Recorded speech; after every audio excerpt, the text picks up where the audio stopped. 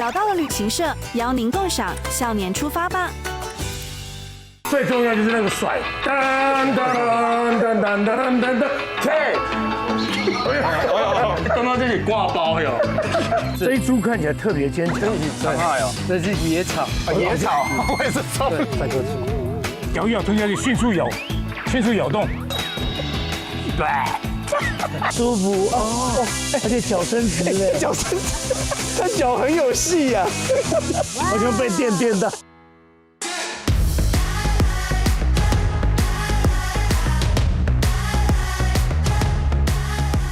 哥哥，哎，我们来到了我最喜欢的花莲，耶，终于来花莲了。你知道我跟花莲很有缘，它算是我第2个家。这么说，因为我的第1部电影就在花莲拍的，那么厉害。我的第1本写真书也在花莲拍的。你拍过写真书？有。然后我有拍部电视剧，然后在花莲住了半年。这么厉害。所以我在当地认识了很多的朋友。有没有什么好吃的？第一站，因为我知道小顺很喜欢吃面包，所以我要带你去当地人气的烘焙。这个肯定是折了再折，折了再折，折了再折，所以它里面才会有那种千层的那种质感。石头烧，石头哎，因为大家听到马卡龙都就觉得哇，它应该很甜，很甜，它没有那么甜，完全不会，而且那种酥松的感觉，在嘴巴里面真的好像在咬一颗石头。是。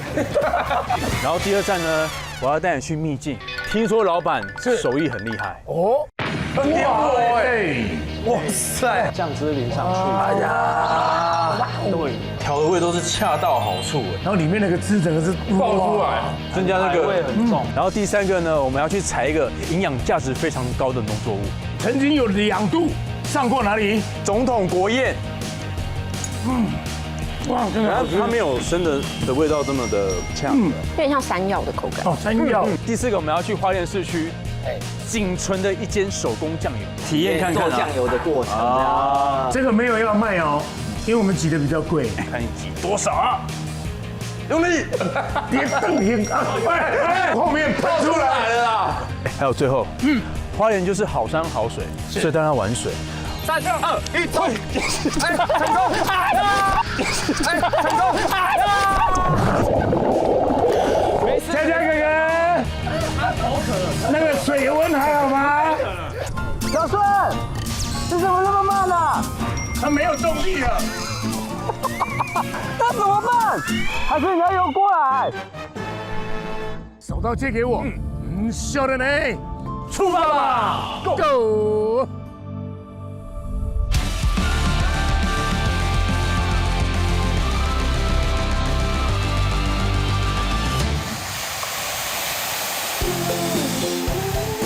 其实呢，到了傍晚呢，好多朋友来这边呢看夕阳，真的哇！你看，舒服哦。哎，下面有很多漂流木，多漂流！哎，我们去看一下下面有什么奇特的漂流木，好不好？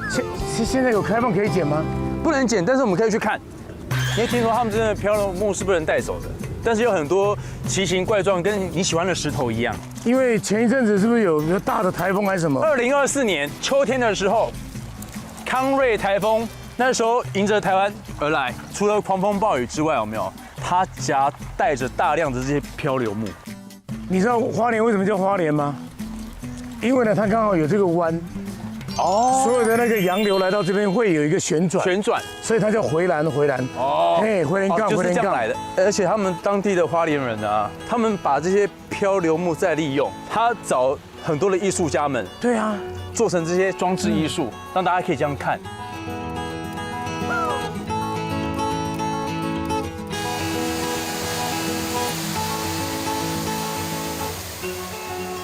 这个木头拿起来，你要先闻闻它的味道。对，我就是看它颜色不一样。漂流木它经常会撞裂掉，所以它会完全成材的几率比较小。但是你要找那个大的，哎，那块板子不错哦。哇，这个很重。哦，有。它有香味。这个有香味的，而且你看哦，那个木头的颜色比较深的，一定比较重，比较沉。这好像那个鹿茸。这好特别哦！对，而且你会看它的木头的颜色比较红，这个木头就比较硬一点。其实以前我们在海边捡东西，就会比方说看到这个形状特别的，像这样子，那我们会把这边锯掉，然后这边就可以放很多那个项链、坠子那个挂的，对，或者是放毛笔，有没有？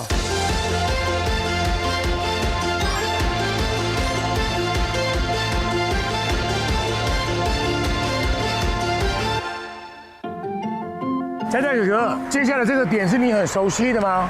因为我知道你很爱吃胖，耶，越吃越健康嘿。对，所以呢，我带你来这边是超人气的烘焙坊。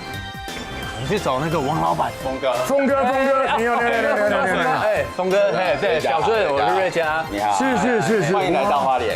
听说你这边是超人气的烘焙坊，但是这过程也是算蛮艰辛的嘛，对不对？刚开始的时候有，刚开始对，因为早期哈，因为我们是做南北杂货，后来南北杂货不好做嘛，是，然后我们就想说要转行。那弟弟手刚好受伤，所以妈妈就想说，我来让他学一技之长。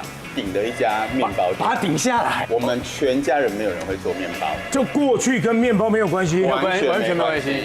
本来老板说要带着我们学道会，是收了尾款之后人就再见了啊，是跑掉了，不是跑掉了啊，直接招楼啊，对。那怎么办？那我们后来就是拜托里面的师傅啊，协助我们制作面包。还好我们遇到的师傅都还不错，到现在还在制。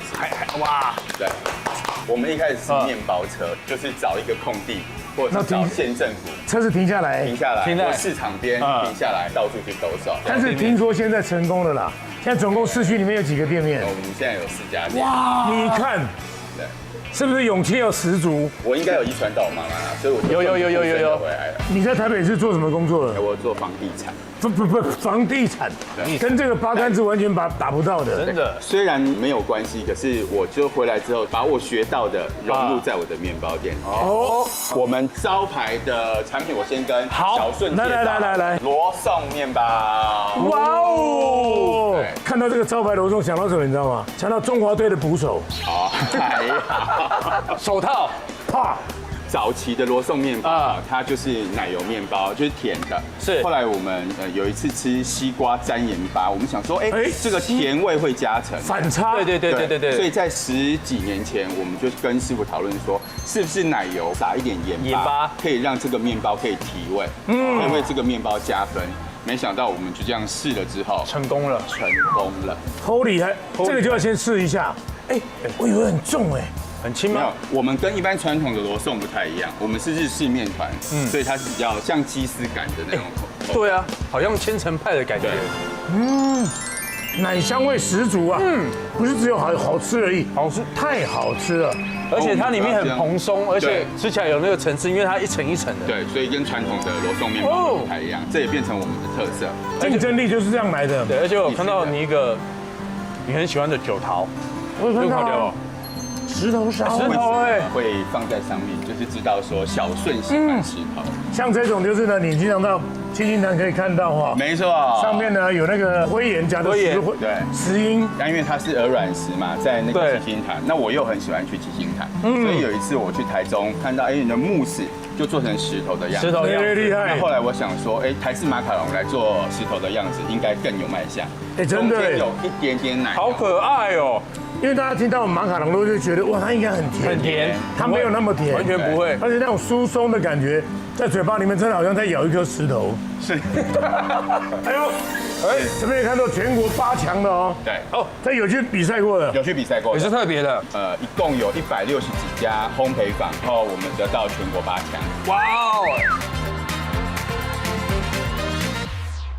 来，很蓬松这个肯定是折了再折，所以它里面才会有那种千层的那种质感。可颂它现在是台北很多烘焙店大商品，是没有错。那我们也希望说花莲的朋友也能够吃到这样子的好产品。我们后来就延续了这个得奖的产品，继续在花莲贩售。那我们师傅在制作的过程，因为练习嘛比赛，所以你常常会有一些作废的食材，边角作废的，对，然后就当零嘴吃的，对。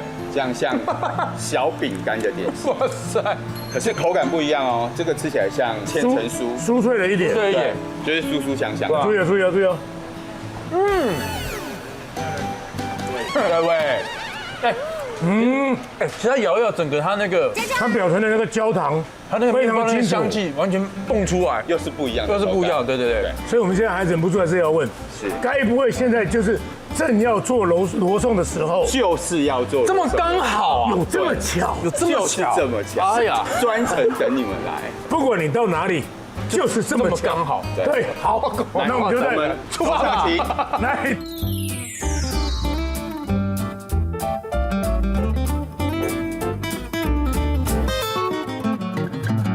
峰哥特别要介绍一下主厨，没错，刚刚吃到好吃的罗宋面包，对有8成人可颂，就是由我们的另外一个镇店之宝永祥师傅永祥师傅。那我们现在就要来知道做罗宋面包。罗宋多层怎么叠的。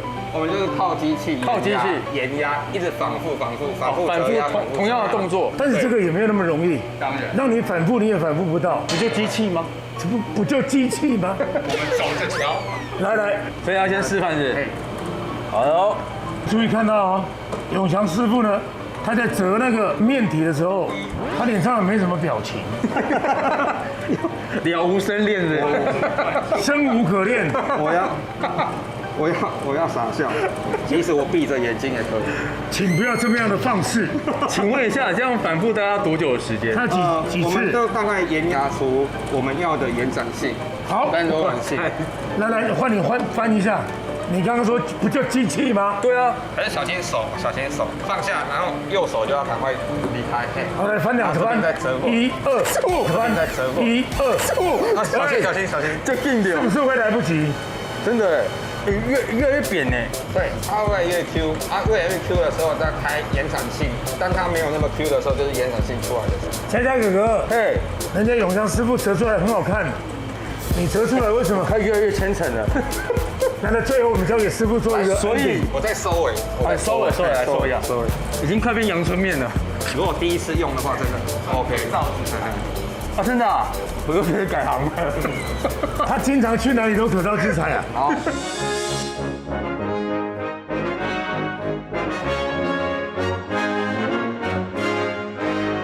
好，那我们就看看呢，我们永祥师傅怎么样呢？哦，两手直接搓了，对。对，初学者用1只手就可以了。啊，小时候听到，初学者用1只手就可以。拜托，我现在已经是，你看我这个形状是初学者吗？好像热狗。好了，这样应该可以吧？我们最主要可能就是上大下小，卷起来的时候才会有层次。哦，就类似有点像水滴形状。有。看到没有？哦，顺哥厉害，顺哥厉害，厉害，小顺厉害。我是小顺，叫小顺。小顺。哎呀，好了，待会我们就要去晒乌鱼子了。我们喂，好，我们下一个步骤冰一下，因为硬面团它其实摩擦温度升很快，细致度就会不够。 OK，所以这个工序叫做卡丁蒸的，上面的就是冰货了，好，已经冰过了，直接来那个卷成罗宋的形状。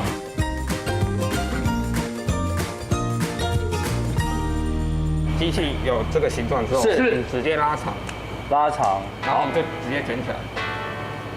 从粗的开始啊，对，这其实蛮好玩的。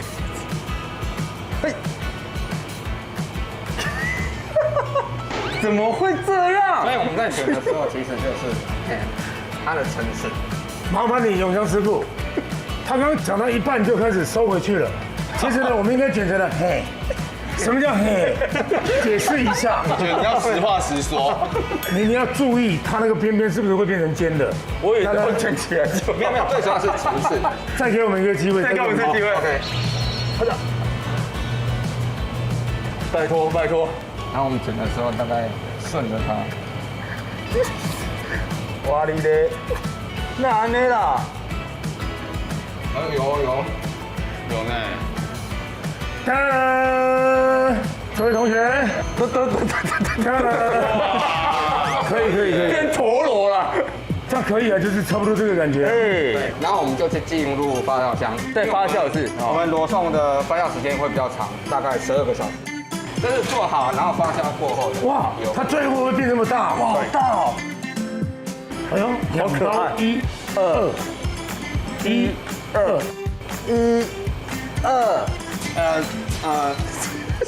出刀要快，快的时候它就不会脱。啊，来了，出刀要快，这样算可以的吗？可以再深一点点。再深一点点。那轮到我了，来喽！弟弟，出刀要快，师傅，那已经是我最完美了，不要再要求了。而且它都变形了。有没有看到？最重要就是那个甩。镜头看一下，真的态度啊，态度要甩之前一定要这样，噔噔噔噔噔噔噔噔，滴滴滴滴滴滴，对，好好甩啊！你等到这里挂包哟，甩啊！好，有没有？非常的好，哎，完全没有拖泥带水。好，师傅，麻烦您帮我整理一下。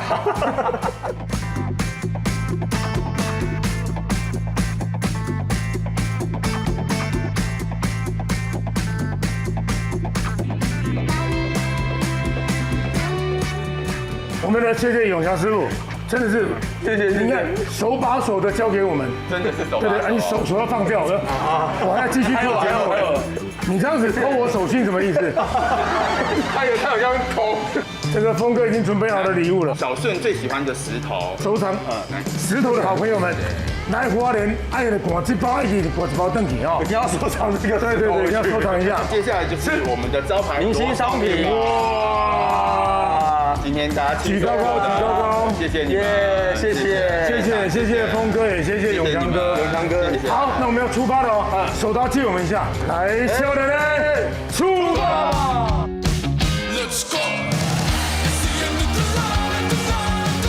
大家哥哥，你要带我去哪里呀？小顺，你知道花莲的地方就是好山、好水、好享受，所以我要带你去个秘境。哎，这里真的很秘境哎，花莲我算熟了，但是一路到这边，我觉得我好陌生哦。来到一个世外桃源，哎，到了，让爹不？有，桃哥你家。哇！哎，老板你好。老板你好，来，你要出来，你那才知道你有多帅啊，对不对？那在这边哦，火焰主厨直接林仁重，哇，好多奖牌哦！哎，当然，这是个乐器哦，啊，这是个乐器哦，不是，是多到已经可以变乐器了，是不是？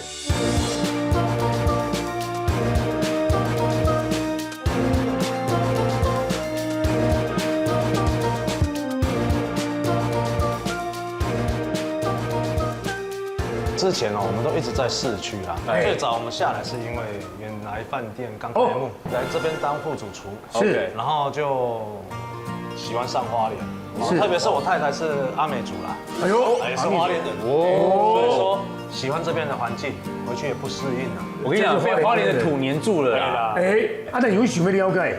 因为这个所在是讲秘境中的秘境，又看到那个河堤，这一般人不会走到这边来。为什么？啊，这边人吹。啊，就迄阮某啊，你讲半暝伊拢不爱困啊。祖灵有来哦，祖灵。诶，不是祖灵啦，不是祖灵，上帝。哦，要立上帝，要立上帝。兄弟。啊，是，你看我。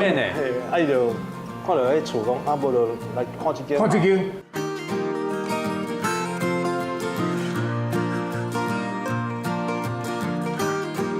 这是画这一栋的大女儿哎，迄个是今年24岁啊啦，这张图唔知是伊3年啊4年啊画。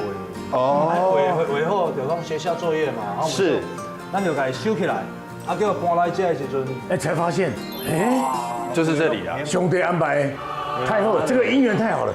看，那我们就上桌，称号火焰主厨的餐具拿出来煮好，我们就吃了，不是吗？哎，咱因为咱这个环境袂歹，咱这个地区吼，讲是阮花莲的有机无毒的农业特区，这附近足侪农场拢是有机无毒农场。该不会？边啊，咱来先来去摆满菜啊。我就知。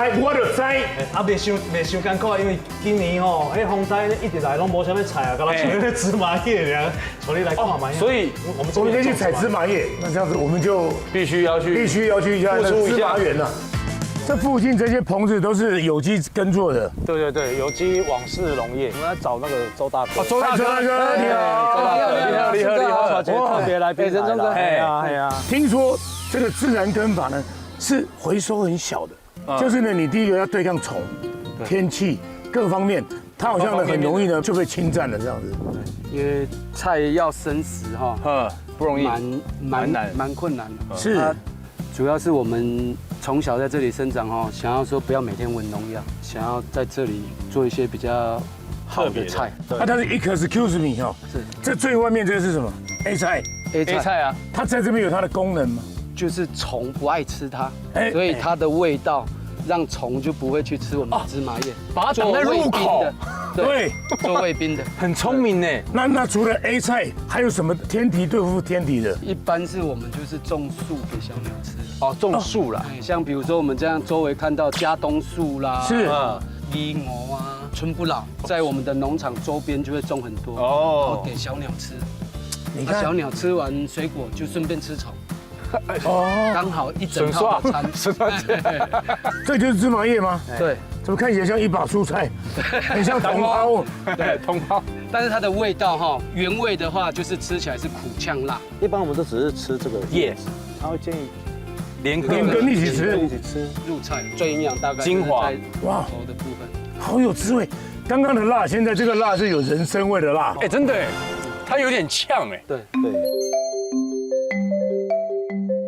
一般我们在台湾大部分种的菊苣都是种很大一颗，对，很大片，该捞该刮。啊，今嘛咱那种吼，我们这样种主要就是比较嫩啦，嘟嘟啊。然后客人在打那个绿拿铁是或者金利汤的时候，他可以整颗下去，哦，不用说我买那么大一颗，然后不知道剥到什么时候。一般都种很大一颗，伊拌起来弄真清，非常干净。哎呀，不会粘土哎，拢无头。OK， 那我们现在看咱的芝麻叶加条边。对。它这个都成熟了吗？对，直接摘就可以是。可以整把拉，它起来以后，你手稍微拨一下就哦，那个土就掉了。对，就好干净哦，干净。因为我们这种在采菜的时候，很多外国人他们要吃生食哈，就是要吃这样的。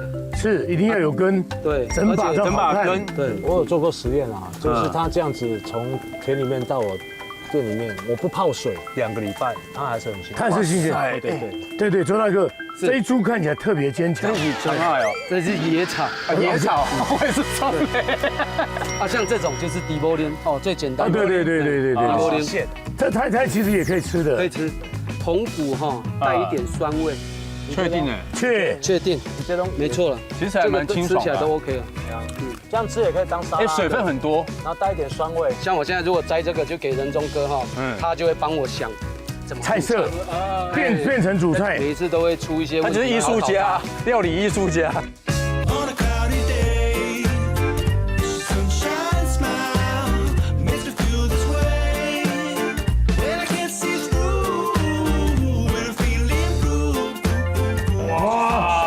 可以坐上桌了啦，真的啊！这些事情没那么容易的。对，因为近几年天灾真的很多，所以说今年又有一个台风刚过，光复也受了灾害。是，其实我们从9月26号一直在易主，到昨天正式结束。对，辛苦了。结果最有爱的城市，大家呢把浓浓的这个他乡当成故乡了。对，到这边来呢，一起呢。帮他们的灾后呢整理很多。对，然后我们这边我这边这些私厨就跟人家不一样，就是用在地的东西。对，豆腐在地的东西。然后像刚这个地道，它是马来西亚的料理，金杯。金杯里面他们通常都是放红萝卜丝啦，那种蔬菜丝。还有哪些？我就放豆滚，就是煎鱼正煎。煎鱼。然后用日式的方式，有酱油啦那一些还有马告，然后下去做配搭。然后上面你有看到加螃蟹有哦？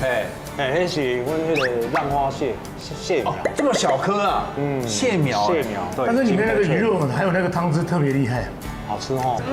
这个超好吃，因为那个皮炸了之后酥脆，然后里面那个汁整个是爆出来，增加那个味很重。然后这一道就是我们的招牌，最早是出现在台北凯悦饭店的宝爱厅，我们叫马铃薯炸虾啦，然后搭配火龙果酱。火龙果酱。外口马铃薯这带就在黑暗外口虾子外面，上面的生菜就是我们的有机生菜。你看这刚刚进口的对吧？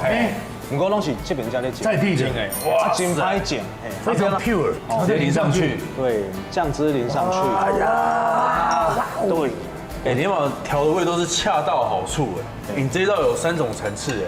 火龙果的爽口，然后你裹那个马铃薯嘛，是马铃薯是酥脆的啦，然后那个虾肉 Q 弹的， Q 弹，而且很扎实，会弹牙，对，太棒了，很厉害。那个菜尤其好吃。那其实花莲的食材真的是很特别，经过我自己个人不正式的统计啦，我们请说。非正式统计，花莲的农产品涵盖了台湾大概7、8成有啦。因为这边的环境太好了，天然环境，然后土质水质都好。对啊，可是它唯一的缺点就是人口不多，所以说在这边呼吁大家可以真的多到花莲来，对，移民到花莲来。像我也是从台北移民到这边，我就觉得这边东西，那就是人口不多，所以说它的产量多样，可是数量少，数量少。这是生蚝。我用鸡蛋白来烘的，一般都是用起司嘛、白酱嘛，咱就是用这个有机蛋白。果然是结合欧式的，所以师傅真的不一样，真的不一样。他真的有他自己的功夫哎。你看这个酱，这汤汁，生蚝的汤，哇，满满的精华在里面。哦，太鲜甜了吧？对，因为一般小姐她们不喜欢吃生蚝。不会腥味了，腥味太重。他们说咱用蛋白、用柠檬、用糖，让它甜点化，好有意思哦，好有意思哦，好像那个棉花糖压饼，然后吃起来那种口感，那种感觉。对，那这一道你也可以试试看，我们是用鸡肉做的豆腐，搭配芝麻叶。鸡肉做的豆腐，基本上伊这是一个法式的做法啦。咱这个是用那个啥放牧鸡胸，把它打成泥，然后加上那个蛋白、鲜奶油搅拌在一起，全部把它打成泥，然后再低温去半蒸烤这样子。底下是用韭菜花的酱汁，它吃起来会有点呛辣的，那淋了一些辣油，自己熬的辣油。哎呦，那芝麻叶你也搭配试试看。芝麻叶我们刚刚采的，刚刚那么辛苦，好新潮哦，凉拌的。对，它除了麻辣之外，其实它很清爽，吃起来很清新。因为芝麻叶本身就会有一些辛香辣度，它吃起来跟那个鸡肉很有感觉，对啊，就是一体的。这个是鬼头刀我们花莲它的基本的那个经济作物就是南瓜啦，玉米啦、地瓜啦这些。那上面我们铺了玉米打成的泥下去煎，然后搭配那个胡萝卜酱汁。这是叶啥？这是枸杞叶，枸杞叶，你这也是安尼泡散，就刚刚你吃玉米浓汤，因为这是纯玉米来做的皮啊，然后可以把它当成酱汁、当成汤来吃这样子。你看外皮的酥脆，然后里面鱼肉的嫩，对，再加上呢非常纯、非常 pure 的这个胡萝卜酱汁，没办法中国家的啦，这种送前菜啦，然后或者主菜，这前菜鸟，怎么可能呢？桌边秀，来准备要看了哦，那是一个面包嘞，对啊，很屌哎，哇塞，是火焰山呐。这嘛是我的招牌啦，构想是来自于威灵顿跟马来西亚的咖喱面包机结合，可是我们是放牛肉，你小刚也在听一下哦，对啊，滋滋作，真的是滋滋作响，很脆耶，比比表表。我们这个面包从制作到使用要2天的时间因为是冷发酵的方式。哇，我们就里面包的就是香菇泥，对，然后你看哦，哇，牛肉包在里面，哇，牛肉就这颜色最漂亮了。玉米包讲话没啊？我们这个号称面包比牛肉还要好吃，所以牛肉不是假的，牛肉不是重点。它是外脆内软，而且它这个里面这个软的部分吸了饱饱的那个牛肉跟那个香菇。对，我们香菇是用那个处理的段木菇，然后里面又用红葱头酥、洋葱酥、香叶草，还有蒜头酥，把它全部打成泥。哇！而且这个牛肉快5分熟吧？对，5分熟左右。哇塞，这个真的是要功夫哎。对啊，功夫啊，时间，对，火候拿捏啊，一咬就散，入口即化。胡萝卜蛋糕很经典的一个欧式的蛋糕，无毒有机胡萝卜，对，加了肉桂、核桃，整个里面香到不行。哇，那个口感应该也是很多变吧？外面是柠檬糖霜，对，柠檬糖霜。溶解了。小顺，超级又，你这个私厨料理你满意吧？如果满分是100分，我给他350。真的哈，谢谢。第一个相亲嘛，第二个他真的有用功夫了，真的，太棒了。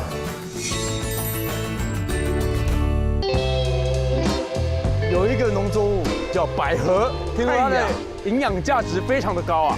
我知道啊，那是一种植物啊，但是我说真的，不知道它是怎么栽种的。终于有一个可以难倒你的。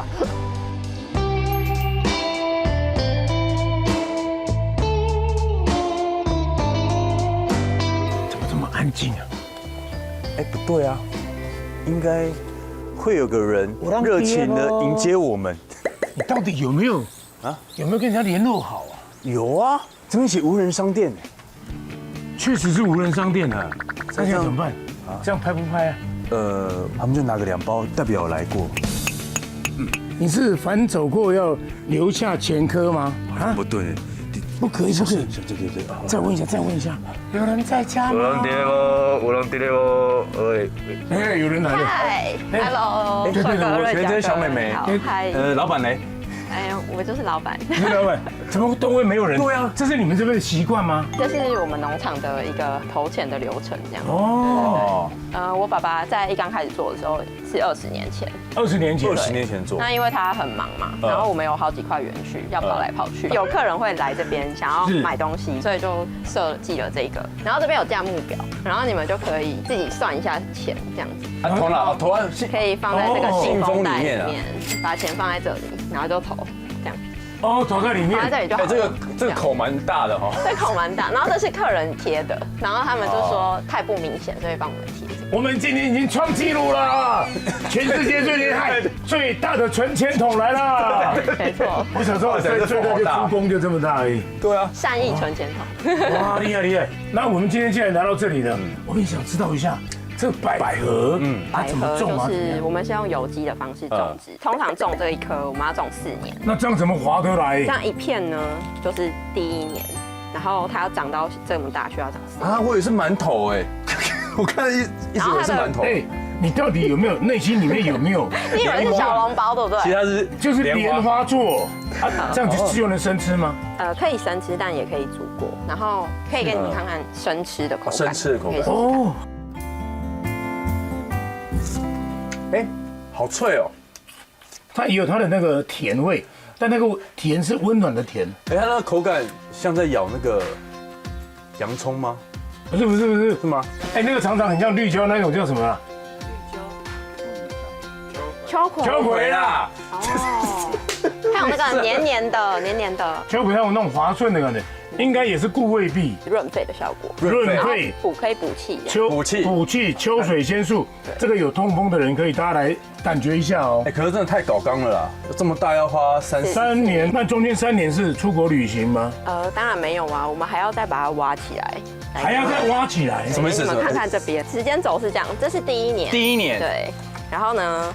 第1年它可能长起来这么小颗，你说这个是摘一片下去，它就会长根了，它就会长根，它就会发这个根，然后它这么小颗嘛，这是第1次，是4个月之后我们要把它从土壤里面挖起来，但它不会挂掉吗？因为它在土壤里面会被虫吃掉，像你们刚刚吃甜甜的嘛，所以等一下，虫也很喜欢。你说我们是虫，跟你们一样，刚刚被虫吃掉。你们很懂事，懂吃都住在东区啊，懂吃。然后第2年呢，我们还要再种一次，就是那拿起来之前要去冰吗？要冰。保持它的一个要让它生命力睡眠，就等于说过冬。对，因为台湾不会下雪。不是，那你种第2次它一样不会被虫吃掉吗？所以它很容易就消耗掉，所以我们要细心照顾这样。然后接下来就可以长。第3年就长这样。第3年。然后第3年它就是会发根嘛，然后再种4个月，然后我们再把它挖起来。然后这是第4年。所以每次挖起来都要把它冰起来，对不对？每一次挖起来都要冰，对，不然它就会烂掉。所以他们家里的冰箱比房间多，应该是蛮多，而且蛮大间的。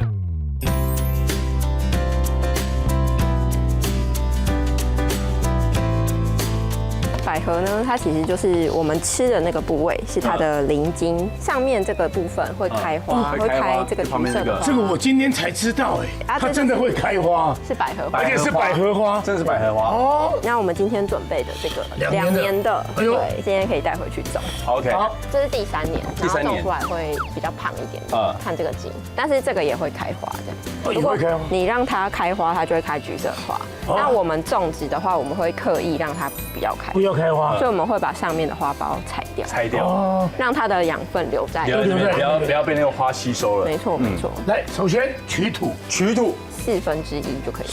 1/4，然后就可以把它种进去，就这样压进去就可以了，然后补满。这是2年的，3年后我们要再把它挖出来。没有，4个月后，4个月再把它挖出来，还要再冰嘛？半年，再把它放回来。明年的时候再种。放回土里，我要记一下行事历，快忘记。那如果它真的开花了，那它下面就没办法吃了，对不对？就已经没有营养价值，它的营养就会耗掉，然后它就会消失，这个球茎就会消失。因为我们长那个花的时候，它都是靠这一颗种子在供应它的生长。当初我爸爸在种第1年的时候，它也是一样这样那么大颗。4个月之后就消失在土里面，这样。后来才发现是被虫吃掉。对，它就是不会照顾第1年，然后100万就不见了。但是还好，爸爸有很多100万。还好第2年就是再一次这样，少80万。第2年就变成铁80万，对。那第3年60万。对。那第5年就开始真正发芽，开始有一点点小成功，有成型，然后大概长这样子，也没有很大。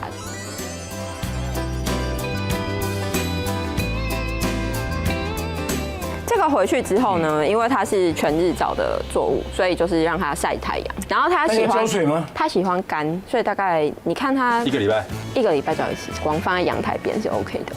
哦。今天就是还有另外一个作物是有机的山苦瓜，这个品种它的源头是来自于印度，然后配台湾的白苦瓜。那个是爸爸在田里的。对。好，那我们去找爸爸去。好。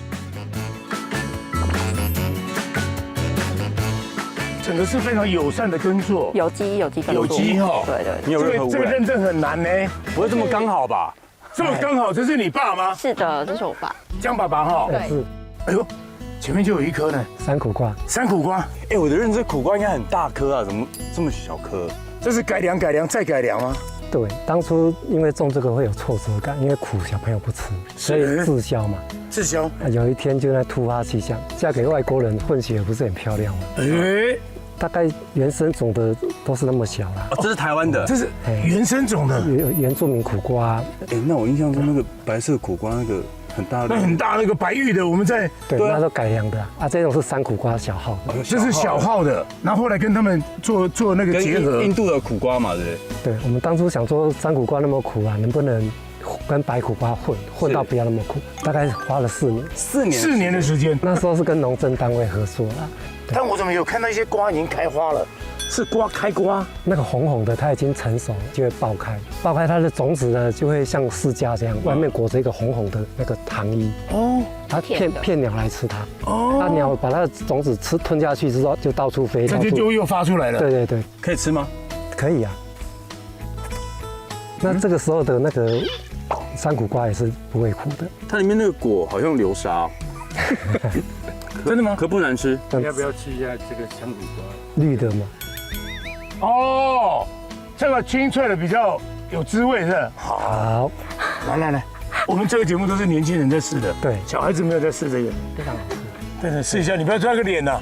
梦泉怎么笑成这样子？对，还没看过帅哥吃苦瓜。用力，脆，你先吃。脆，那他一口这样吞下去，一口咬一咬吞下去，迅速咬动。对，不要让观众朋友说每次都是我来欺负人。你要先培养情绪。好，120，时速60，70。走，很脏，跟我们吃野菜一样。哦。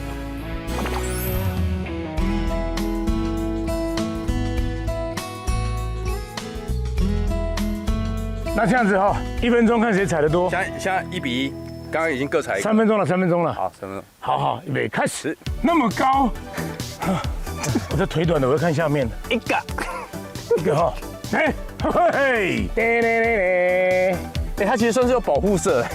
哦，这个看起来不是很健康啊。那我管你的，一个就是一个。哎，这边。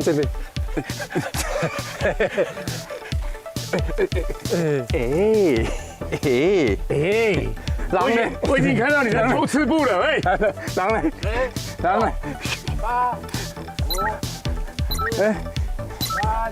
狼嘞！那也不好，停，输的找一颗最绿的，全部吃掉。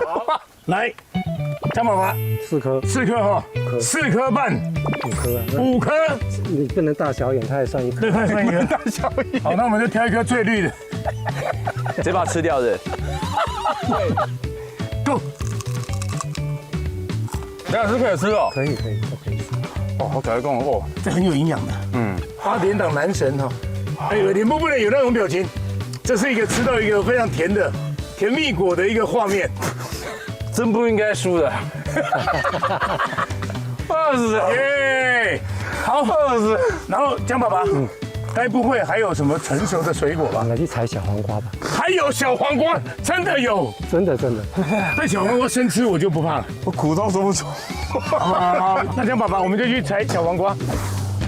这一栋是种小黄瓜的。小黄瓜的，你们家都是有机栽种的哈？对，有刚开花的，有可以采的。它从开花到可以采大概要10天左右。那小黄瓜屁股会长这个？它那个花，这个是刚开花，这是3天，然后这个是第6天。第6天，6天就长这样子。对，真的还跟它这个是第9天。第9天哦，第10天就可以采。就可以采了。第10天就可以采了。对，像这一条啊，你看小黄瓜，外表看起来它有果粉，然后刚采起来刺刺的，会扎人嘛。你们在市场上看到的都已经磨光了，这个粉都已经磨掉了。那有机的跟一般的分辨不出来嘛。对。那我们就做一个测试啊，把它折断。有机的，闻它的味道。哇，好纯哦！你小时候偷采妈妈菜园的瓜来吃的时候，对，就是那个怀念的味道。应该干嘛？那我们顺着它的伤口啊，再把它粘回去。看到有没有那个果胶？有，这是果胶，这果胶就像会有机栽培的果胶比较浓，然后为什么它随便就粘回去？不会掉。然后呢，倒掉。可是一般小黄瓜不是水分很多吗？对，那个化学栽培的水分比较多，它胶质比较。但是你是有机的，你不是化学的。有机的就像在养土鸡肉啊，土鸡长得久嘛，肉质比较。真的是先把就换爸爸第一次看到。对啊，接回去还可以这样甩的，好像浇水哦。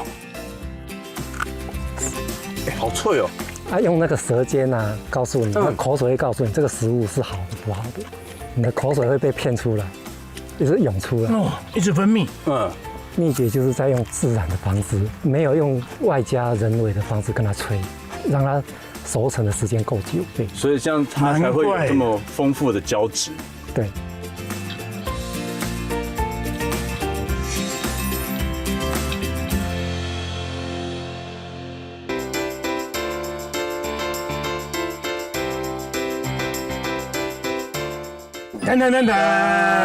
曾经有2度上过哪里？总统国宴，厉害了！这个江美眉呢，帮我们呢看有怎么示范，因为她这样应该不是这样直接吃吧？这个的话是百合的那个纯粉，就是我们把百合然后做成高浓缩的纯粉。然后我们今天做的是优格，然后我把它撒在中间，所以要吃之前就是把它先混拌。旁边配的是那个农场的日晒米，然后我们把外面的那个糙米麸把它留下来，然后炒香，然后可以配上你们刚刚采的小黄瓜。太健康了，真的是营养早餐。而且粘性很好，因为小黄瓜的粘性也很好。那百合这么浓缩，而且它有点酸酸甜甜的，然后因为它很浓稠，所以吃起来很有饱足感，会美白。会美白，可以美白，难怪孟璇这么白，这么白，真的看得出来60几岁吗？他吃不用钱的，可以。对，开玩笑，爸爸可能更大，其实已经60了。哦，那个百合的那个炒菜这样，炒那个茭白笋，哇，真的好吃，它没有生的味道这么的，没有那么强，没有那么强，对，有点像山药的口感。山药，芋头，对。这个甜汤呢，用银耳跟百合一起煮，加一点点冰糖那样。它变成甜汤的那个百合口感有点像马铃薯泥，又不太一样了。它比较松软。因为百合加那个白木耳，它的效果会加成，然后再加冰糖是矿物质，它可以把那个当药引，它就是天然的糖啊，一起做油印啊，可以把那个效果加成。我们呢，甜的、开心的那个都吃完了，还要来点苦的，要回甘了。干杯，有一口喝掉哦。应该不会苦啦，因为我也不知道它什么味道。先浅尝一下。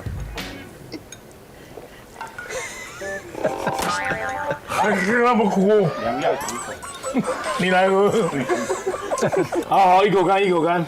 为了健康，啉嘛。意而尽，苦尽甘来。蛮浓的，很浓很浓，代表它的那个营养价值很高。今天感谢江爸爸、江妹妹，对，谢谢。我们的收获真的很多，也知道了多了一条健康之路了。真的。OK， 手套借我。笑脸嘞，出发啦！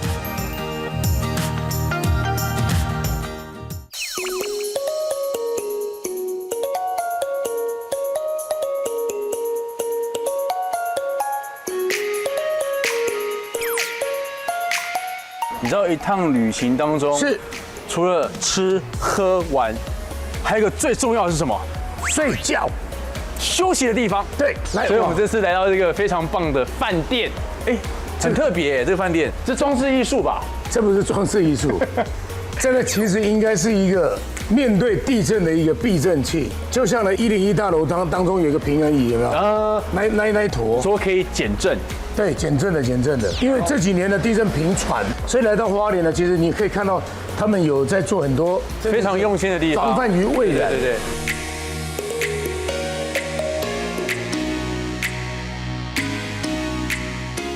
理事长，小顺好，瑞佳好。是理事长不姓李，您贵姓？我姓张。张理事长，你们本家？对，本家同家。对，张理事长，我们刚刚呢真的是从那边走进来，会觉得说，你们对于呢这个空间的这个装置艺术做得蛮好的。其实我带大家到这边来看一下我们里面其实还有2座大家看得到的这个装饰艺术。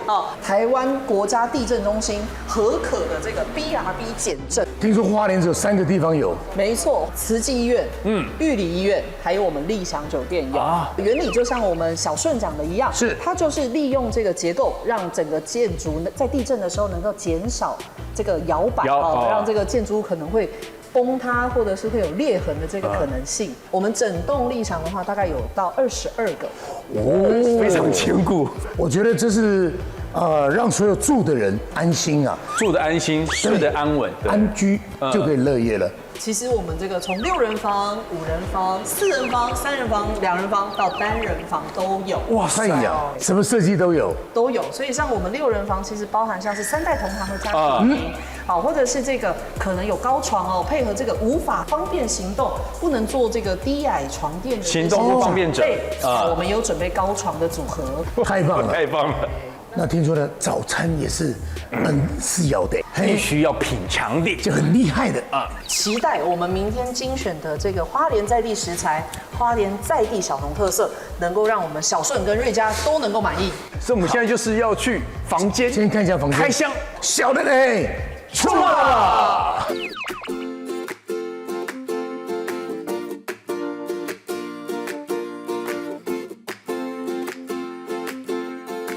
是暖色系的，2张这个床的硬度呢非常好，软硬适中，很有弹性，对，不会太软。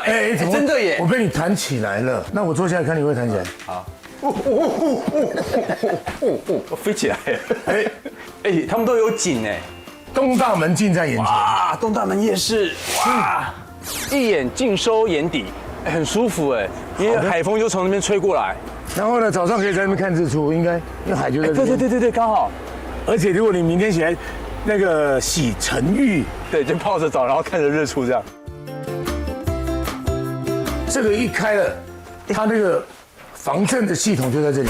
对啊，这一栋大楼有20几处，对，哇，这是其中房间里面的其中一个，绝对安全，绝对安全。那刚刚的理事长有特别交代，因为呢，他是为了要完整性，麻烦板子在那边帮他装回去。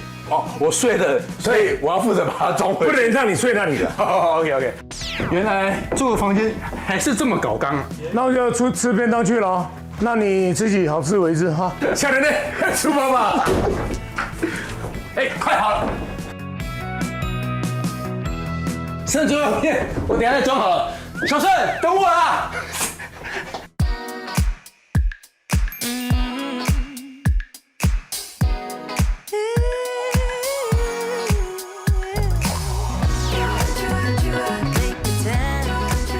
我跟你感觉什么都有，哎，花莲的青菜真的厉害，他们肯定都是用在地食材。你这个算早上是假稠霸哎。对呀，这个也太吃得饱，这比人家中餐都还厉害的。哎，它蔬菜选择性超多的，我几乎每一道都夹。而且呢，面包呢还有烤面包的，然后任何果酱，然后水果哦，哎，最后面这边还有蒸笼的，有包子哎，小肉包哎，还有蒸饺哎。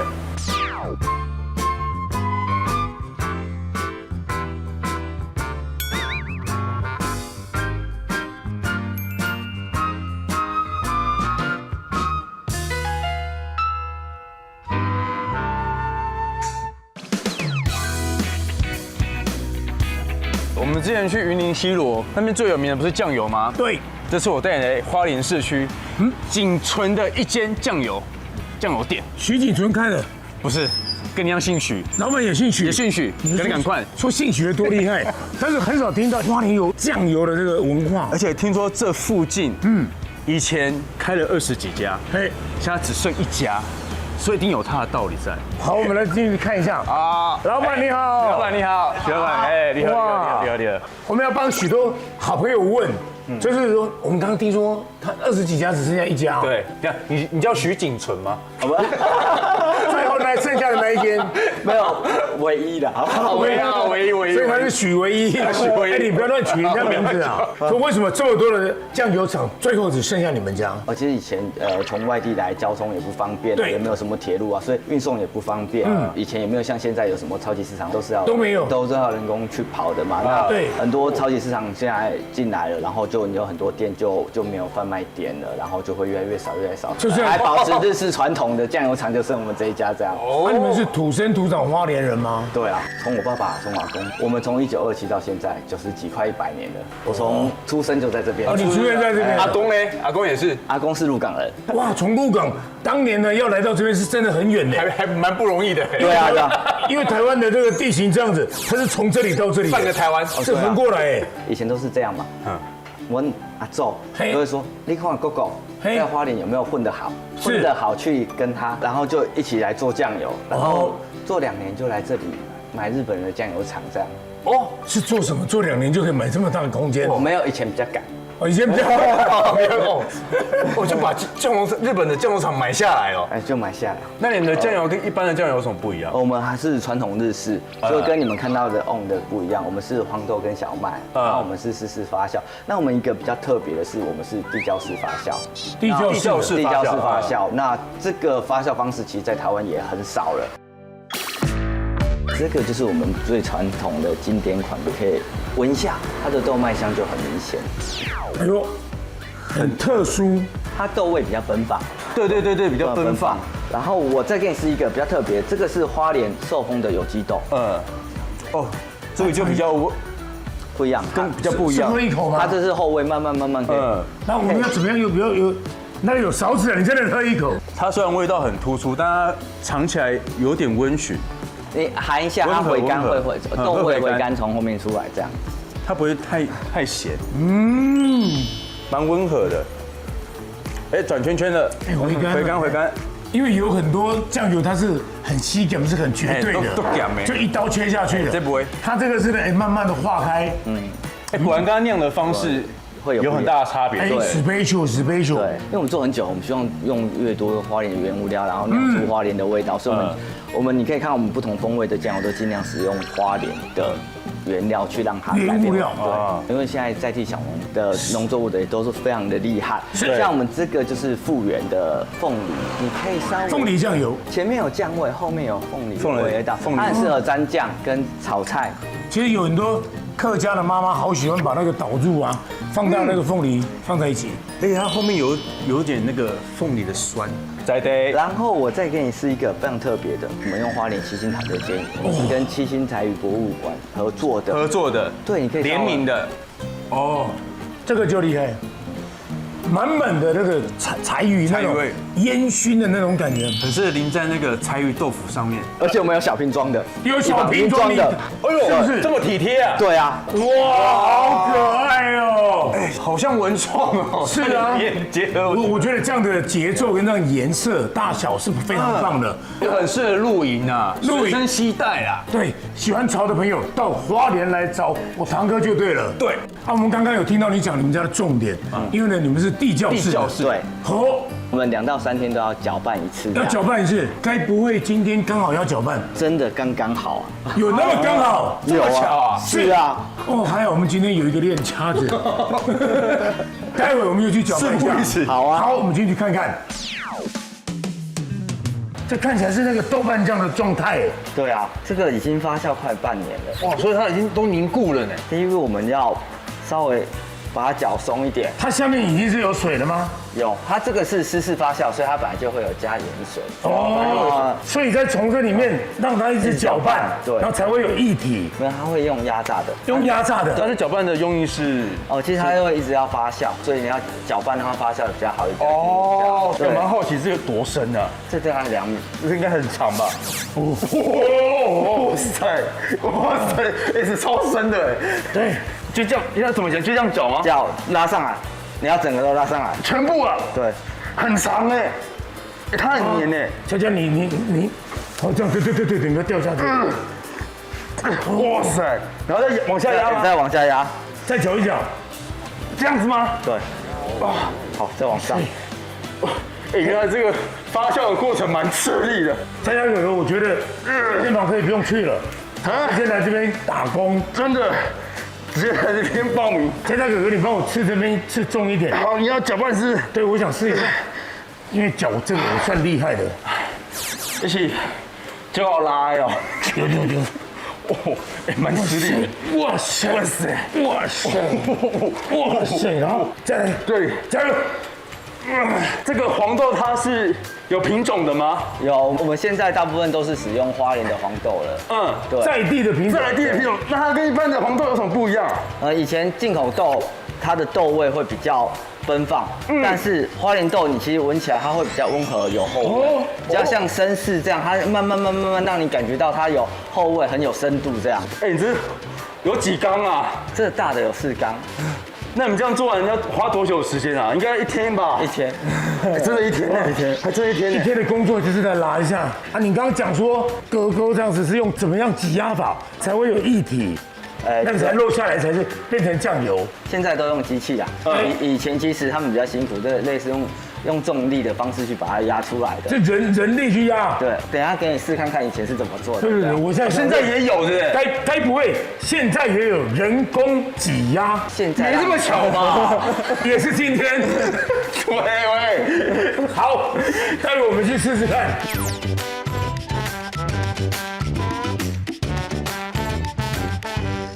我们为了让你们可以体验那个以前挤酱当年用人力的时候，对，然后我们 demo 一个让你们大家来体验做酱油的过程，这样。这个没有要卖哦，因为我们挤的比较贵。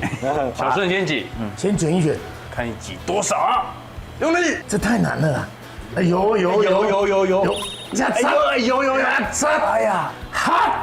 各位前来比我的庙口看过北港人笑死，连邓兴啊，连邓兴啊，他从后面喷出来了啦！太大力，没想到力气这么大。来，换你的，让我辅助他。等会从前面，龟壳都拿出来啦！这有技巧吗？其实不要那么大力。换一个，请你轻轻揉一下，轻轻的出来才是好的。你要对他放感情，请你轻轻揉一下。有了。一滴慢慢来了。其实以前是用那个类似千斤顶这样慢慢往下压。千斤顶这样慢慢压。对，其实就是用重压，用麻布袋去做过滤这样。那我们来试一下我们自己挤的生酱油。为什么它反而没有那么咸啊？因为是你手挤出来的，所以有你的温度，好不好？它反而没有那么咸哎。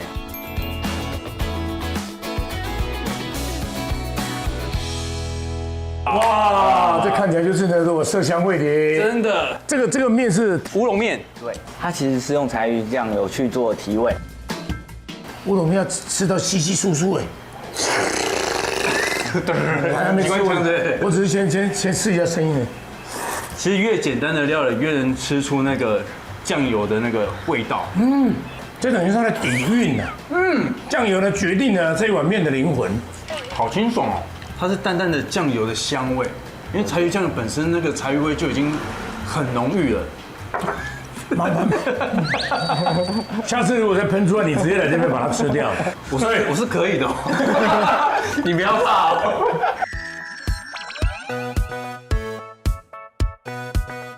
这个煎鱼是哪一个？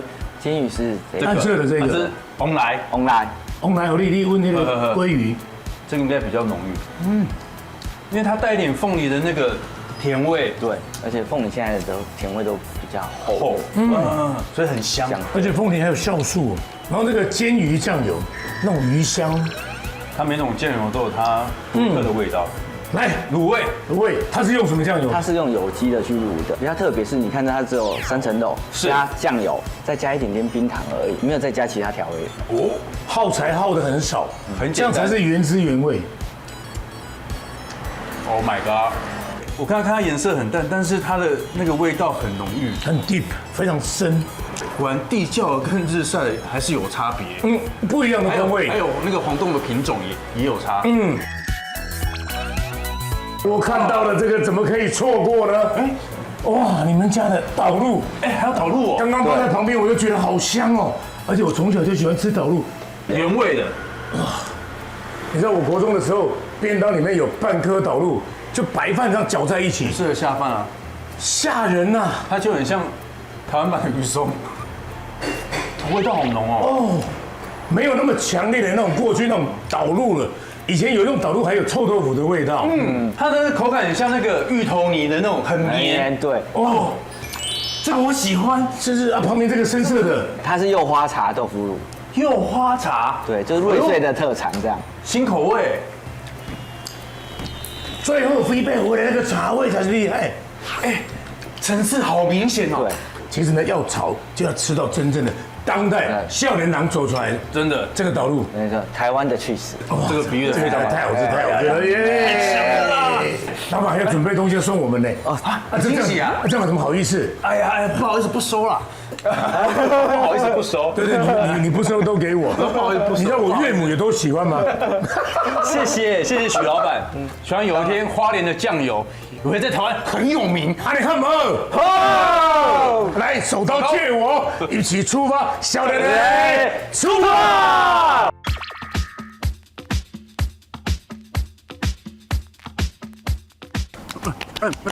猜猜哥哥干嘛？你这样神神秘秘干什么？我要带你去吃这当地最有名的小吃。你看，这什么东西？提示在这里。这有炒肉片嘛？葱啊，葱酱啊，应该不是霸王吧？这应该是某一种蚵仔煎，然后呢，只是弄得比较红一点点。到底是什么啦？就在前面，就在前面，快到了。对，当地很有名啊。对，蛙贵哦，蛙贵啊。哇，等下，他应该不是老板吧？但是看他驾轻就熟的样子，他应该是老板。可能那个手应该是袖套吧？对，你去问他是真的还是假的。老板，你好。袖套很好看，在哪边买的？这个还有招财猫这个价值不凡呢。你还敢捏啊？是真的。拍谁拍？我们先离开了。拍谁拍？你们来加一个离开。不能再加。可以了。跟你开玩笑，我们刚演了一个8点档。你是老板娘哦？对。这是上一代传下来的吗？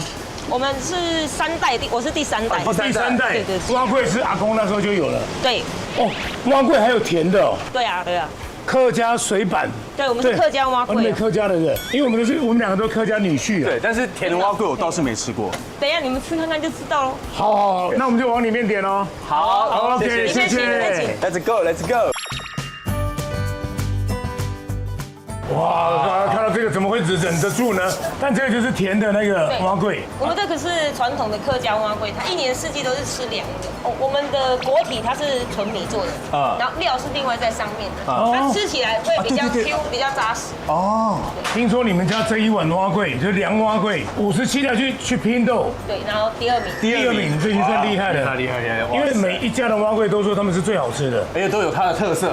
对，我们家的特色就是你吃得出米香，然后跟它菜锅上面，所以它有层次感。有层次感。对，这蛙粿啊，吃的时候要先从旁边沿着碗画一圈，它才不会切到烂烂的，然后再像切蛋糕一样，然后因为料很多，所以容易掉，这是正常的。正常的。所以呢，这个碗里面吃完还要再吃桌上的，对，不要浪费。等一下，这个要加这个。要加酱了。要加酱。跟南部不一样，南部的酱都是甜甜咸咸的，酱油膏，那这个是用蒜酱，泡过一夜的蒜头，对，它很香。它的米香是一流的，这是慢慢用米慢慢磨出来的浆。对，每天早上新鲜现做。你的米是用什么米啊？再来米。再来米很厉害，都是卡车再来的。可以的。尤其上面这些你炒过的料，很像那个蚂蚱的那个味道，哦香。我们是用大灶炒。哦，你看那个火不一样。对，那个火力就穿透力就不一样。而且你加这个蒜酱，整个口感又更提升，那个香味很十足啊。它很像古早味。对，我小时候那个吃蛙粿那个它的味道就是这样子。好像在吃糕哦，其实它有点凉米的那种口感啊。熊在嘴巴里面，它有点像黑糖糕，更松软，入口即化，好吃。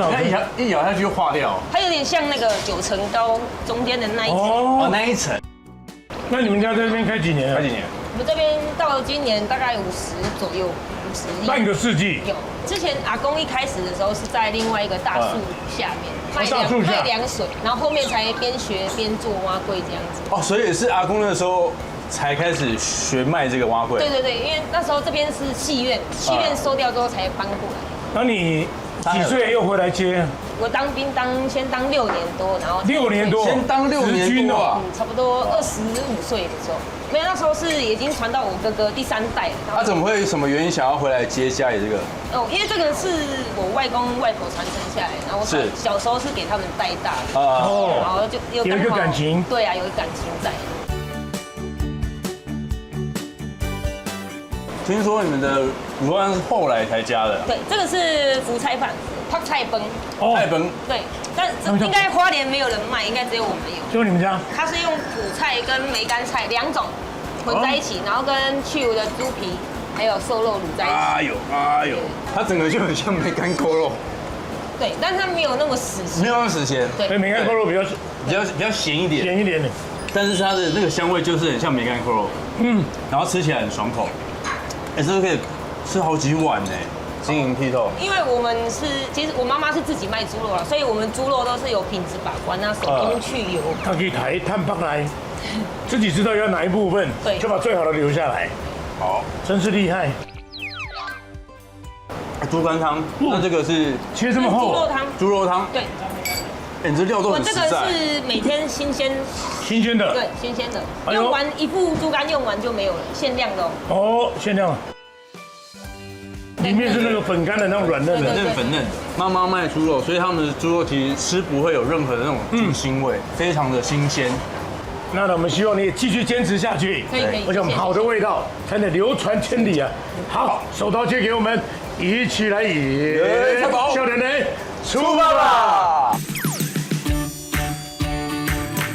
你知道我现在右手边这边就是花莲最美的鲤鱼潭，太棒了，我好喜欢这个地方。不免俗来到鲤鱼潭，对不对？就要玩水，所以它有很多水上的设施。现在是夏天的尾巴，对，我们要抓住夏天的尾巴，好好的玩水一番。好的。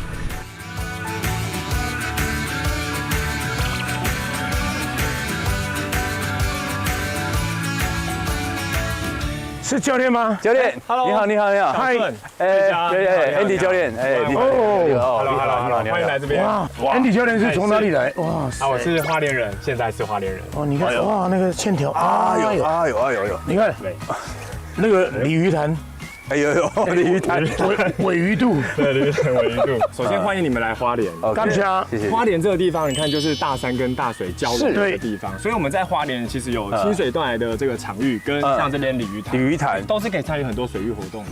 这个鲤鱼潭呢，它是一个平静型的水域，是，所以它一年四季都可以做很多水域活动。像这边有踩船的，有乘坐快艇的，或者是独木舟，或者像我们待会要使用的立式划桨，它在这边已经行之有年了，至少都已经10年以上了。哇，那我还真的是第一次来这边玩水上活动。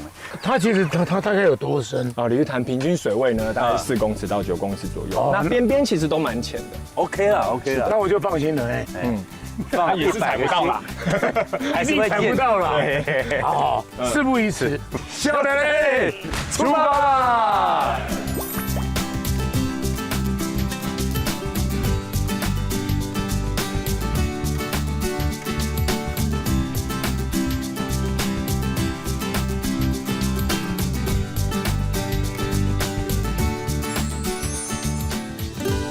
小顺，协助你做这个有乐16号。现在在叫我吗？不然呢？对，哎，你这也电动的哦。电动的啊！我朋友有问我说你要电动还是脚踩的？哎，我说一定是电动的。你这样会遗憾。哦，我从刚刚1号赢到现在，哦，一直流啊，哦，受不了嘞。这么怕？好了，不要这样子，尽管去滑，我在旁边呢保护你。教练都在准备，都弄好了。我在培养情绪啊，一培养就1下午的。好，去。摄影组在问，人呢？人还在培养情绪。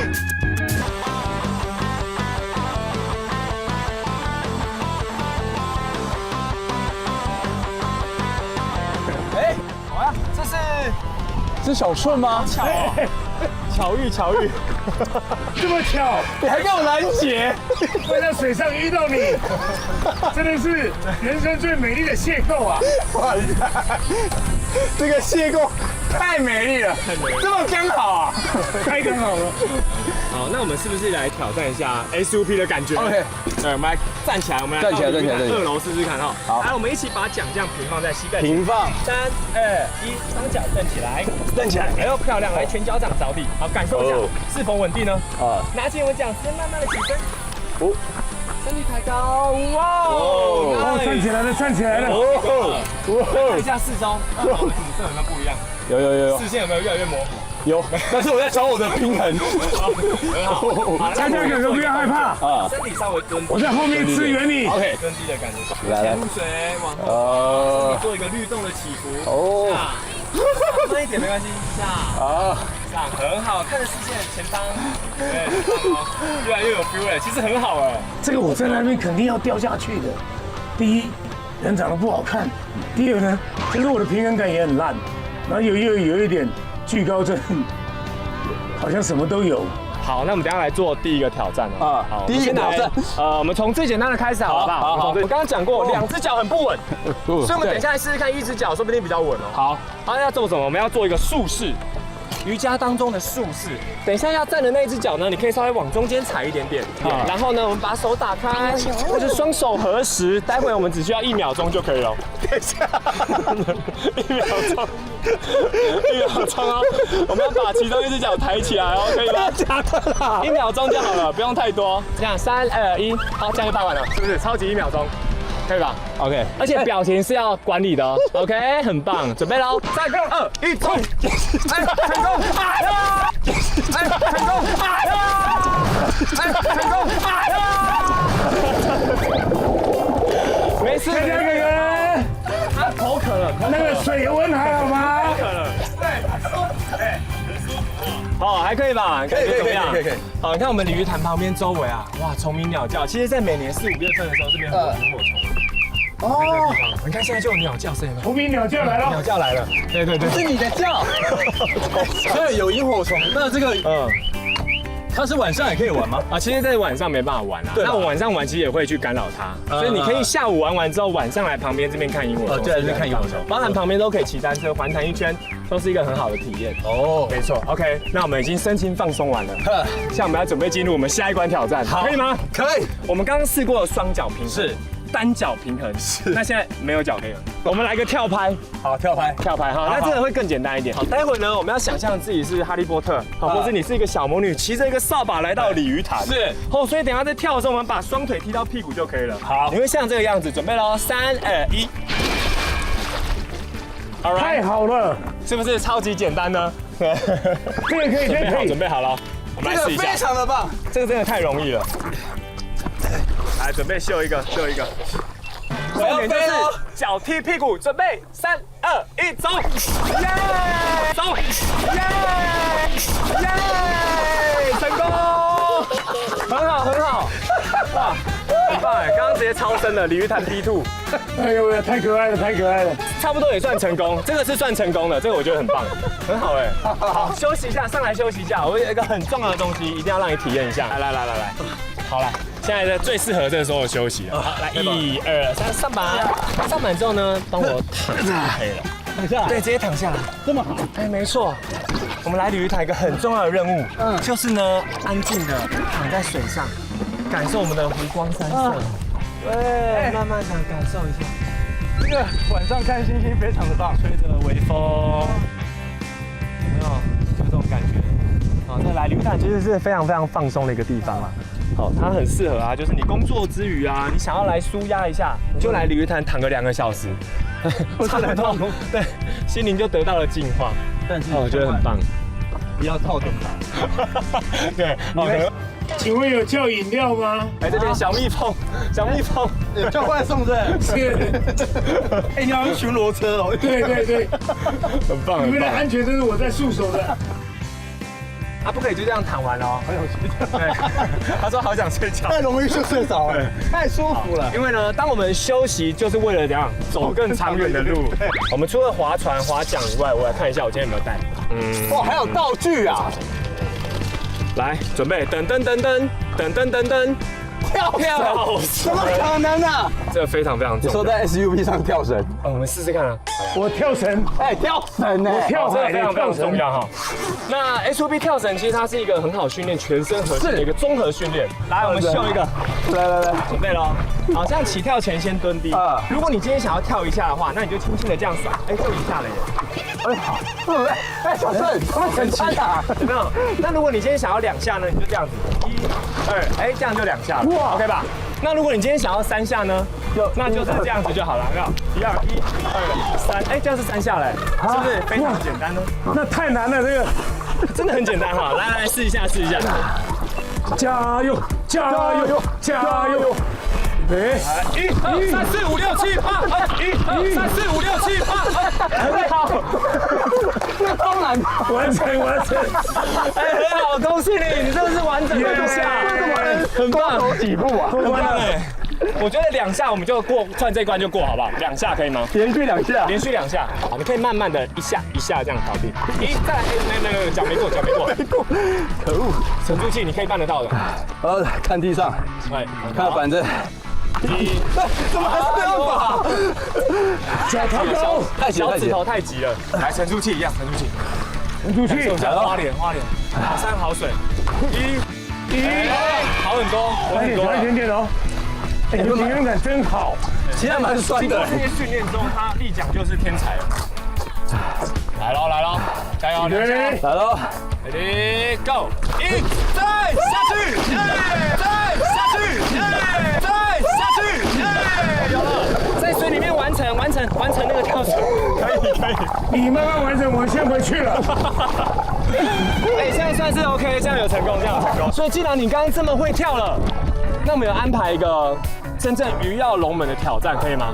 可以。好，那我们就准备滑过去那边来挑战一下。哪边？来，在这个地方。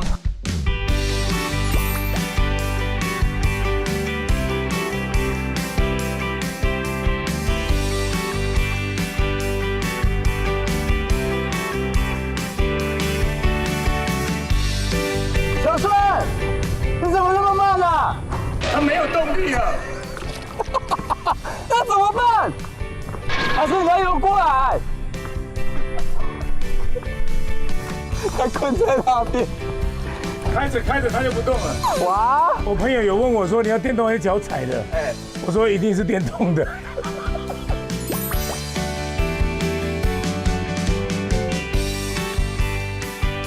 救难船来了，救难船来了！哎，大明星，不敢。来了，赶快用起来！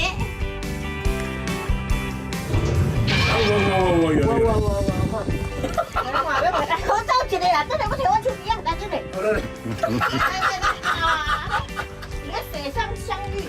哎呀，这个跟60年前的老奇人相遇了，要求要拍一张照片儿。对，没错。等一下。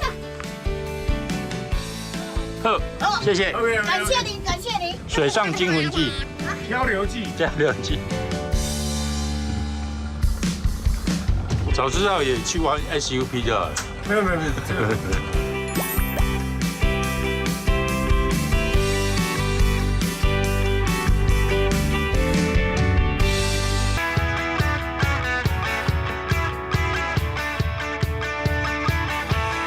欢迎来到我们鲤鱼潭，现在要为各位进行的是鱼号龙门的关卡。看到前面那个红色的跨栏吗？看到了，非常。等一下呢，我们就这样滑过去之后呢，跳跃它，然后继续的在板上 ，OK 吗？听起来很简单，对不对？我跟你讲，做起来还真的蛮简单的，我们试一试就知道了。好，那待会呢有一个很重要的任务，就是你要有一定的速度往前走。一定的速度，你要有速度，你才可以跳得过去。因为板子还要过去。对，板子要过去哦 ，OK 吗？那我走喽。你试试看，这样划船，走直线滑，准备，蹲低，跳过去，这样子就可以喽。是不是超级的简单呢？好简单啊！没错，你有这个想法就对了哈。来，非常的好啊！那我现在挑战者请就位。好简单啊！等，还没到，我先练习。冲啊！准备加速，滑右边，对准，再来，看前面，过，准备哦。我觉得我好。 1、2、3，1、2、3，哎，算是有成功，87分没有问题。我连前面都有困难的，你差一点就站稳了耶！哇，是不是矮的你觉得太简单了？哎，我觉得好像高的应该不错。高的是吗？哦。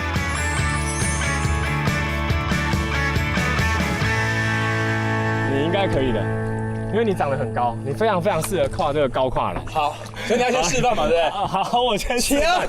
好，来准备，一样要加速，准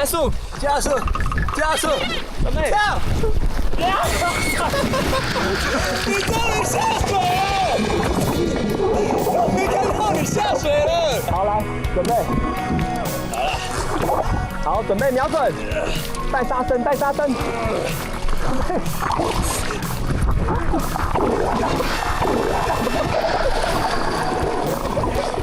鱼跃龙门，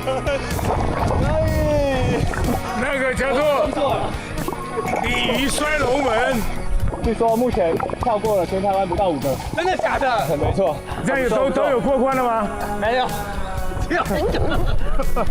每一关都是蛮混过关。欢迎英雄回归，耶！你有笑气不？贵州笑气。我现在只能帮你拿这只了，来作为补偿。包教练，哎是。今天我们佳佳哥哥这样子呢，这个过这几关有没有算达标？基本上是完全没达标，有低标通过，不容易。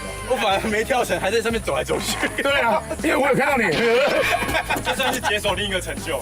哎，这个算厉害了。对，一般哦，平衡感没这么好的人没有办法，这个前进又把鼓的，走好多步哦，不容易。我觉得这个蛮适合小孩子在这边放电的。那你自己今天给自己打了几分？如果300分的话，这20分，30分，30分，还有100空间的进步。听说你也蛮刺激的。我们在那边呢，然后就突然听到那个引擎就，然后我们就开始，哎，怎么没有动力？我们开始漂流，就又来了一个欧巴桑，看到欧巴桑开那个像开计程车，你是安怎啊？也看到，哎呦，明星啊，拍照啊，然后后来就用拖的拖回来。OK 了，今天真的很棒。那我们谢谢 Andy 了，好，谢谢 Andy 老师。希望呢大家来呢要提早预约，手刀快跑，小牛嘞，出发吧！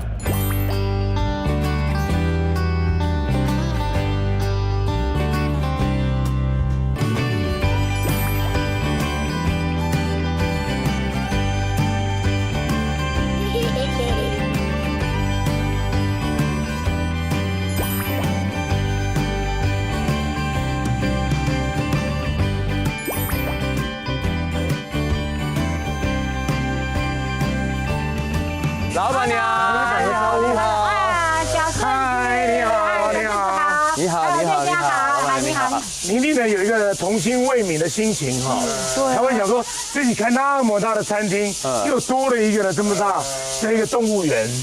对，当初是因为花莲还没有这个动物园，大家我们花莲人都要坐火车跑到宜兰去。哦，宜兰对。哎，那所以宜兰是非常的流行啊，就是我们就说那我们这边还有空地，就说不然我们来接一个小动物，不用跑那么远跑到花莲。就来这边就可以看了。对，可以跟可爱动物互动。就是这样的理念，就把它结合在一起。这个是我们台湾的一般山羊。一般的山羊，哇！他们很会吃。哦，咬力很强。那边也有2头哎，这2头那个脚好像长得特别旋转的。对，像这样的是它的脸部还有耳朵跟脚都是黑色。好可爱。这一只就是它的女儿。哦，它很像娃娃哎，它脚丫是一黑一白，好可爱哦。而且它好像也穿着靴子一样。那个是胡蒙。胡蒙。哇，我们来到奈良了。这梅花鹿哎。哇！被抢走了，一只墙被抢走了。你看他比较喜欢吃面包哈，我要给 baby 吃，都被爸爸妈妈抢走了。小只的，那只还在喝奶，你看，还追着妈妈的那个乳房在追，真的耶。还有变种的笑笑羊啊，有，在这边啦，那里面有一只，这边也有一只，它身上的毛色。黑色。最近也生了一只。生了一只哎。昨天生的。昨天生的，今天就会走路了。它生出来的时候就要马上站起来。哦。好可爱哦。好了。它会找妈妈了。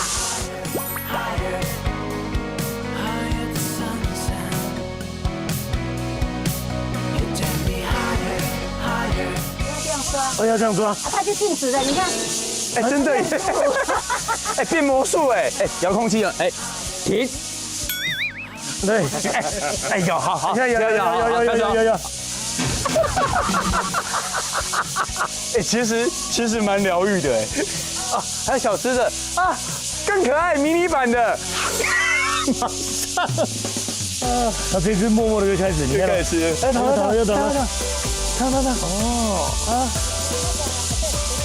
舒服而且脚伸直哎，它脚很有戏呀，好像被电的，很可爱哈，超级。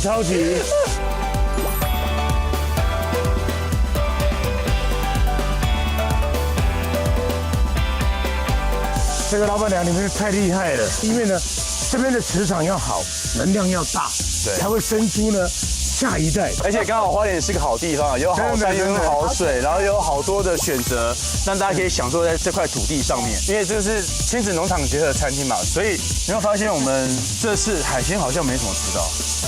有海鲜吗，老板娘？有。在地食材吗？对，在地的。因为花莲靠海，就一定要吃好吃的海鲜。好，事不宜迟了，快走！出发！哇！丽华姐姐说我们辛苦了一天了，对，要让我们吃好吃的哈，在地的海鲜。其实大家都知道，这个呢，旺城是那个东港的特产但是呢，花莲呢也有，量比较少，但是抓到的就是特别好吃，更稀有。它这个都是它的大腹，就是那个大腹呢就是腹部巴豆了，巴豆的所在，这么厚了，它的宽度，你看看，而且它的油花分布的很均匀。台湾的很多朋友都喜欢把那个瓦萨比跟酱油全部和在一起那呢，我个人呢，因为呢讲究，不是讲究而已，是有很多日本朋友，他说你们台湾人会把瓦萨比把鱼肉呢那个原鲜味抢掉了，要蘸一点点瓦萨比在上面。好，我很讲究的，跟着弟弟，准没错。种黑贝尾鱼肉最香就是它那个奶香，而且它那个油脂跟它这个鱼肉融合在一起，然后是瞬间化开，好像在吃和牛。对呀，殷勤的味道，它真的就化开在嘴巴里面。对，丽华姐姐，这么高级的料理，它是可以现场直接点，还是需要预约？我们是需要预约的。要预约的。因为这食材才来得及准备。我们现在换吃鲍鱼哈。也太厚了吧！哇，鲍鱼的这个饱满度、厚度很够。而且鲍鱼有个很厉害的地方，扎实啊，就是呢，它那个汤汁必须要呢。就搞刚还有很多工序的对，就是要用老母鸡啊，还有那个什么金华火腿下去熬，然后把它勾芡，勾芡之后它整个附在这个鲍鱼上面，让它会吸它的汤汁。哇！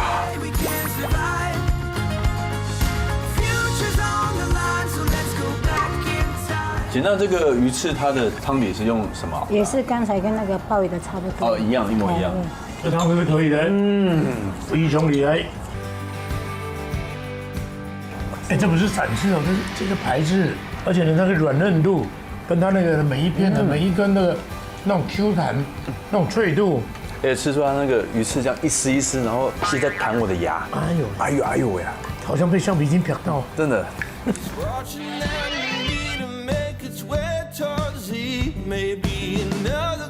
哇，焗烤龙虾。这龙虾就是我们那个原住民自己下海去潜的。你看，这是野生的龙虾，你看。一拉就起来了，厉害啊！它的焗烤气势跟龙虾肉的那个甜结合在一起。你现在吃那个西式料理，真的太好吃了。你的干贝也超大颗的，超大颗，因为它肯定是生食级的干贝。你后面好多画面。好吃。清水断崖的这个山谷里面，看着日出。哇塞！还有我们的三星葱饼。三星葱饼，哇！对，它里面只有三星葱，没有加肉。单纯的三星葱。对，葱味很足的。对，外酥内软。而且厉害的是这个饼皮。一定是一层又一层叠的，一层又一层碾出来的。对。它的水分很多。对。但它的那个味道是，这个真的是。它葱白比较长。比较长。它的葱又软，不像其他的地方，它的葱是非常硬。硬的。